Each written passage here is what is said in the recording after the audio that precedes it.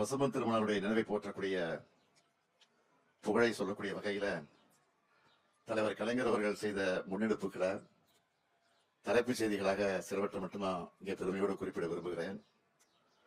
மதுரை ஆண்டாள்புரம் பாலத்துக்கு முத்துராமலிங்க தேவர் பாலம் என்று பெயர் சூட்டினார்.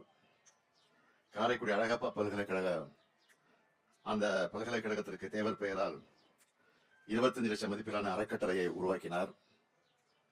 2007ஆம் ஆண்டு பசும்பொன் திருமணருடைய நூற்றாண்டு விழாவை மாபெரும் அரசு விழாவாக கொண்டாடினார்.